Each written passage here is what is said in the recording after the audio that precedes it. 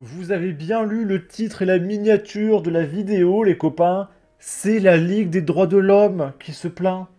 Oui, la Ligue des droits de l'homme qui condamne et demande au gouvernement français de libérer la population carcérale parce qu'il y a trop de prisonniers en France.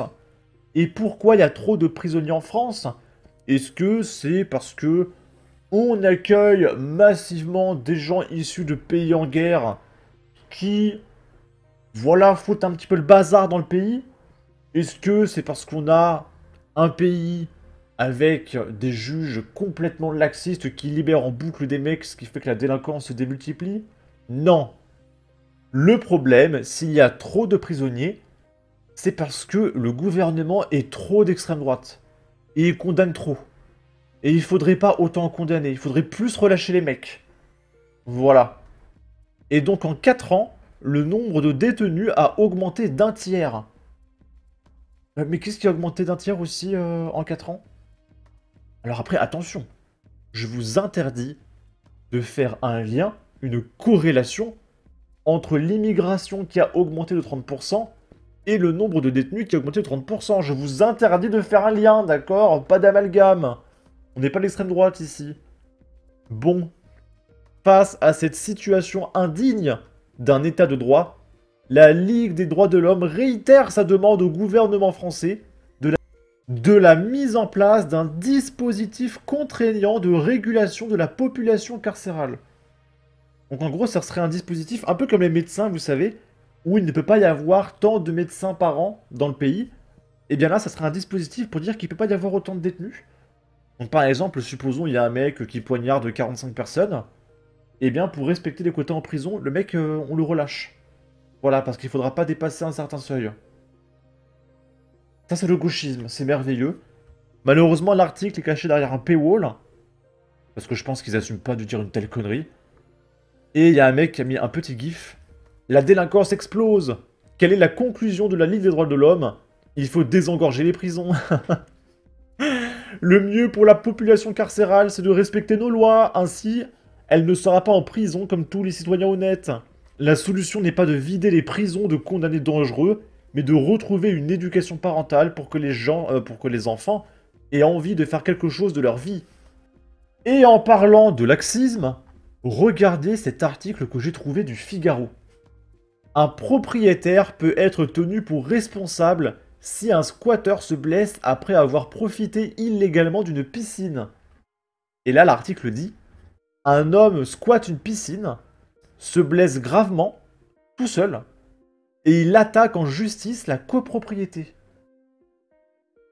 Est-ce que vous vous rendez compte de la dinguerie quand même? C'est-à-dire qu'il y a un voleur, il vient chez toi, il se blesse tout seul comme un débile, et il te poursuit en justice, et tu vas en prison, alors que t'es même pas au courant de ce qui se passe. Voilà.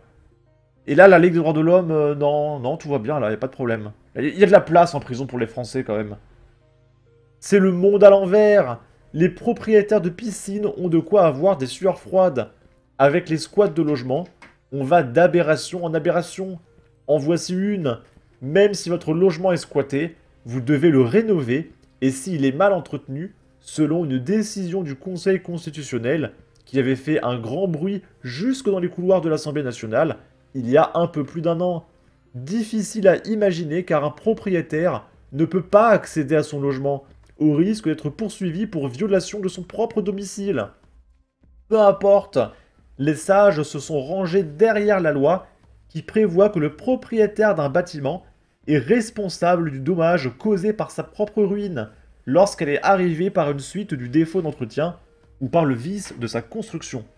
Article 1244 du Code civil. Sachez que vous n'êtes pas à l'abri d'un tel risque si vous possédez une piscine ou votre copropriété. Chaque été, des individus n'hésitent pas à en squatter, notamment dans le sud où les températures frôlent voire dépassent les 40 degrés.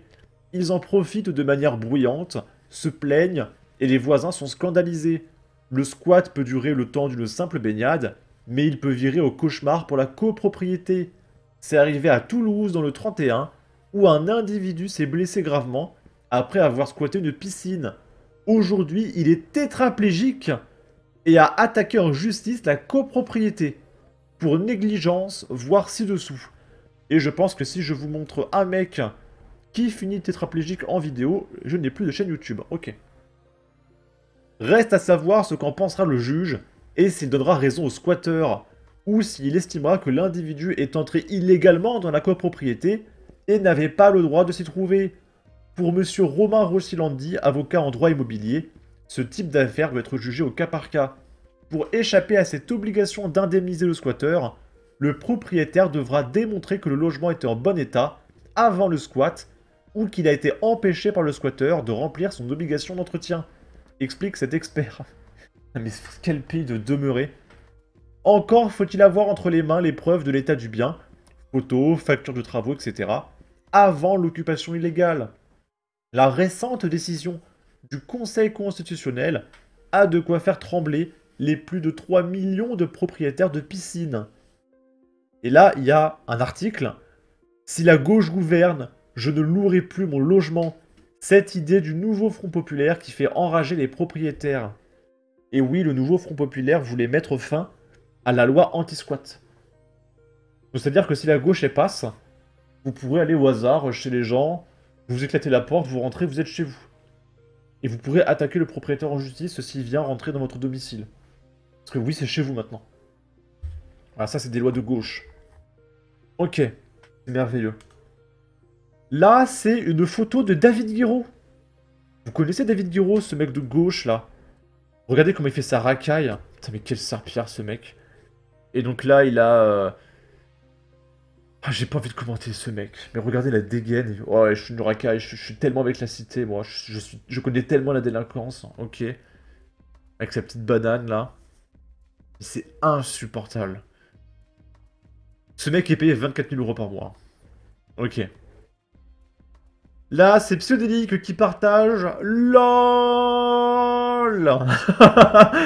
Ça explique le danger de l'extrême droite, effectivement. Et en gros, cet article nous explique c'est quoi le terrorisme d'extrême droite. Parce que vous savez, il y a par exemple Camille et Justine qui explique que le premier danger en France, c'est le terrorisme d'extrême droite. Et on va regarder c'est quoi le terrorisme d'extrême droite. Le terrorisme d'extrême droite réfère au mouvement néo-haine, néo-fasciste, mais aussi aux groupes ultranationalistes prônant un suprémacisme culturel, religieux, ou ethnique sur d'autres groupes ou minorités. Alors du coup, est-ce que ça marche dans le cas de la boulangerie qui a dû fermer parce que le mec vendait du porc et du coup il y a des musulmans qui voulaient brûler son magasin? Est-ce que là c'est du suprémacisme religieux? Je sais pas. Et bref, on va retourner sur l'article de Psyodélique. Et du coup, c'est quoi du terrorisme d'extrême droite? C'est des attaques et des violences perpétrées sur une personne en raison de son appartenance à une minorité, qu'elle soit religieuse ou ethnique, et c'est comptabilisé comme des actes terroristes d'extrême droite. Par exemple, tu vas voir quelqu'un, tu dis ouais, salle 1-1, terrorisme. Voilà. Est-ce que vous vous rendez compte quand même? C'est-à-dire que pour une certaine communauté terroriste, il faut égorger 5 personnes en criant Allah Akbar, etc. Ça, c'est du terrorisme. Mais pour un Français, dire ouais, espèce de... Ça, c'est terrorisme. D'accord? C'est au même niveau. Au même niveau. Ok? Et après, t'as Camille et Justine qui vont te dire regardez, le terrorisme, l'extrême droite. Bah oui. C'est sûr que quand le seuil il est aussi bas, c'est pas très dur d'être catalogué de terroriste. C'est insupportable, hein. Et même comme ça, regardez, il y a seulement eu 70 arrestations. Donc même juste sur ça, ils n'arrivent pas à faire autant d'actes que de vrais terroristes qui tuent des gens. Franchement, c'est lamentable, hein. Bon. En tout cas, n'hésitez pas à donner votre avis, votre opinion, à partager, liker, commenter. Ça aidera au référencement de la vidéo sur YouTube. Abonnez-vous, suivez-moi sur Twitter. Prenez soin de vous. Salut!